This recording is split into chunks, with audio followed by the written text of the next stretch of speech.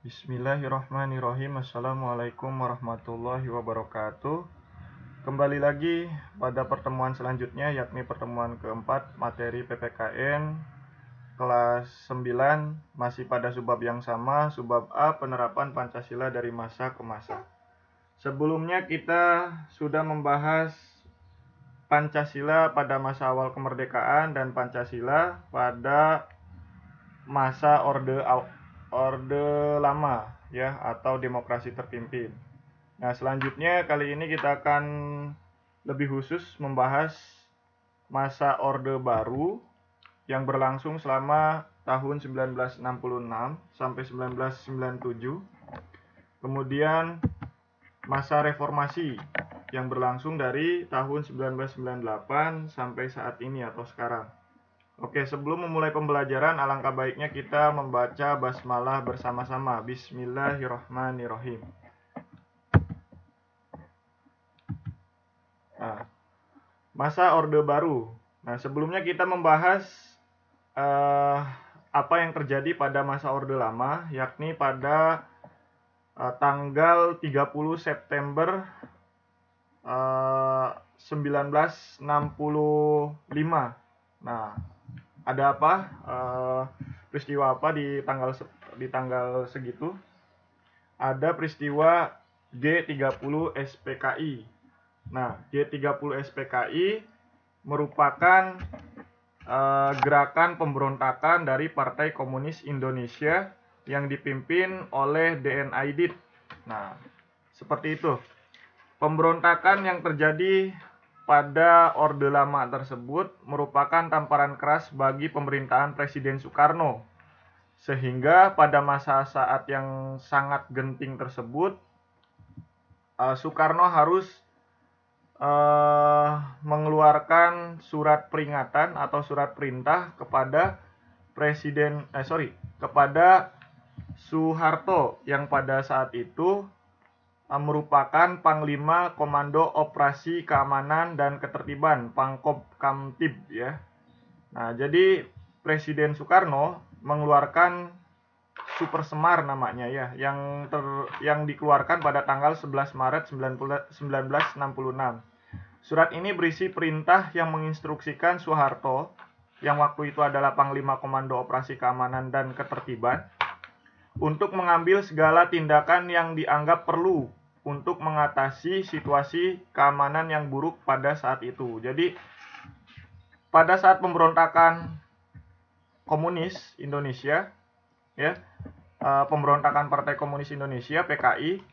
Nah, Soekarno memberikan mandat kepada Soeharto agar mengambil tindakan yang perlu untuk keamanan dan ketertiban masyarakat Indonesia, bangsa Indonesia, karena pada saat itu banyak sekali penculikan yang dilakukan oleh PKI yang dipimpin oleh DN Aidit. Nah, jadi gerakan G30 SPKI sebenarnya adalah tamparan keras bagi Presiden Soekarno, ya, tamparan keras bagi pemerintahan Presiden Soekarno. Nah, sehingga Presiden Soekarno tidak bisa berkutik dan akhirnya melibatkan Soeharto untuk menangani masalah G30 SPKI ini. Nah, kemudian Presiden Soekarno akhirnya lengser. Nah, ini ditetapkan pada pengumuman penyerahan kekuasaan pemerintahan kepada Jenderal Soeharto sebagai pengemban ketetapan MPRS nomor 9/MPRS 1966 pada tanggal 20 Februari 1967. Nah, Presiden Soekarno yang berkedudukan sebagai pimpinan besar revolusi dan Panglima Angkatan Perang Indonesia secara pasti sedikit demi sedikit kekuasaannya berkurang. Nah, karena ketidakpercayaan masyarakat terhadap pemerintahan Soekarno yang yang pada waktu itu PKI bertindak sewenang-wenang dan membuat keadaan Soekarno semakin terdesak. Nah, dengan dikeluarkannya pengumuman penyerahan kekuasaan pemerintahan kepada Jenderal Soeharto, dengan nomor segini, akhirnya perpindahan kekuasaan ini dikukuhkan oleh MPRS dalam TAP MPR nomor 33 garis miring MPRS garis miring 1967, yakni mencabut kekuasaan pemerintah dari Presiden Soekarno dan mengangkat Soeharto sebagai pejabat presiden hingga dilaksanakannya pemilu. Jadi awalnya penetapan Presiden Soeharto sebagai presiden adalah sementara ya hingga dilaksanakannya pemilu. Namun setelah pengangkatan Soeharto, pemilu dilaksanakan tapi tidak dengan konsep yang katanya demokrasi Pancasila. Jadi pemilu tetap dilaksanakan 5 tahun sekali tapi dengan partai yang itu-itu aja. Nah, seperti itu. Nah, inilah masa Orde Baru dimulai. Nah, Orde Baru dimulai dengan konsep demokrasi Pancasila.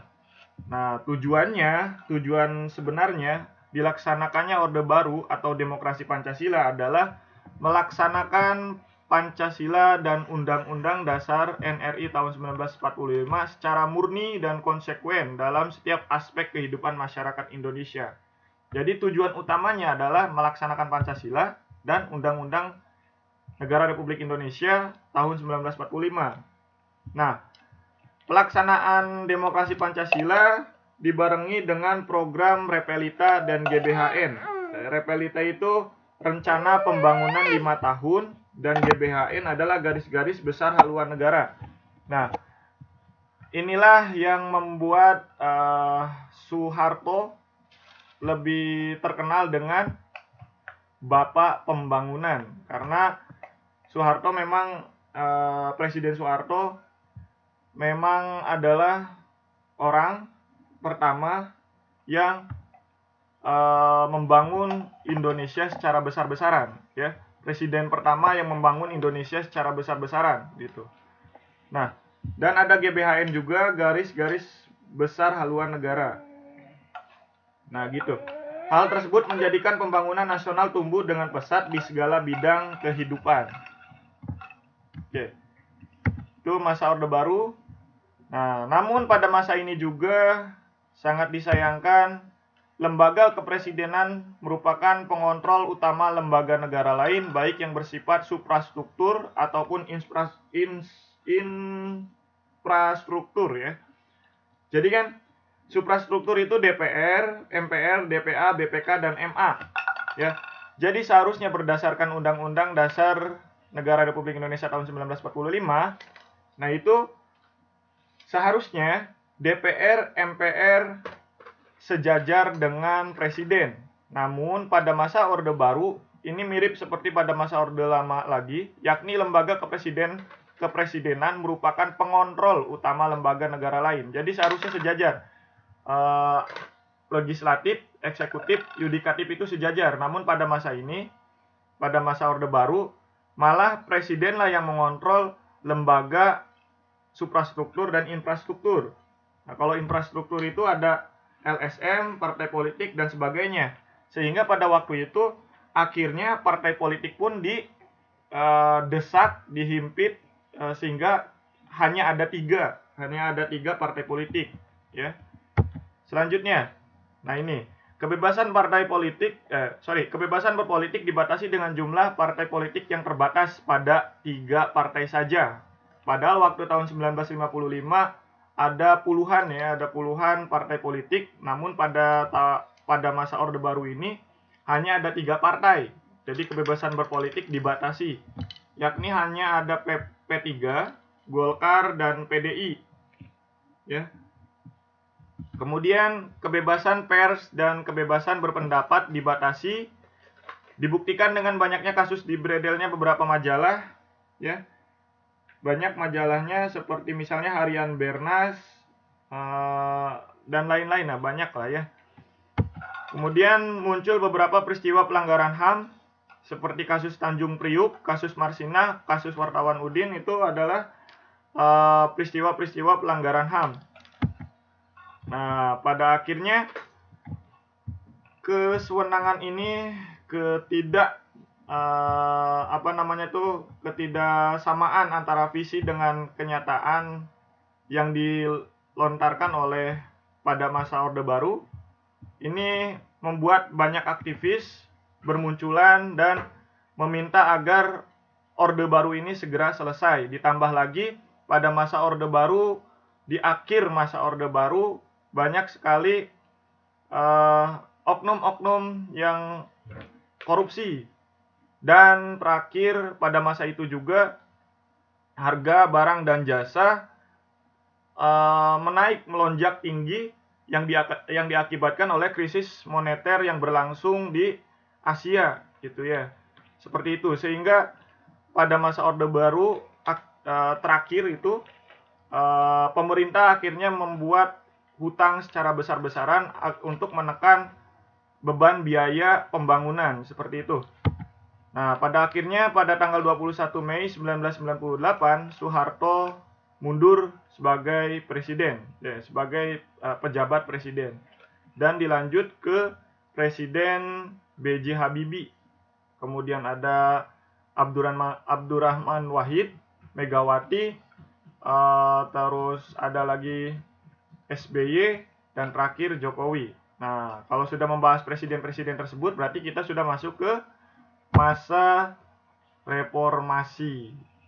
Nah, pada masa reformasi, penerapan Pancasila sebagai dasar negara terus menghadapi berbagai tantangan. Penerapan Pancasila tidak lagi dihadapkan pada ancaman pemberontakan yang ingin menggantikan Pancasila dengan ideologi lain. Jadi, udah jarang banget tuh pemberontakan-pemberontakan yang ingin mengganti Pancasila dengan ideologi yang lain.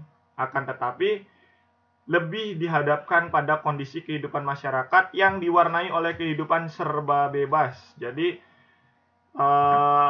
musuh bersama pada masa reformasi sekarang bukan lagi pemberontakan, ya, tapi kebebasan itu sendiri, ya.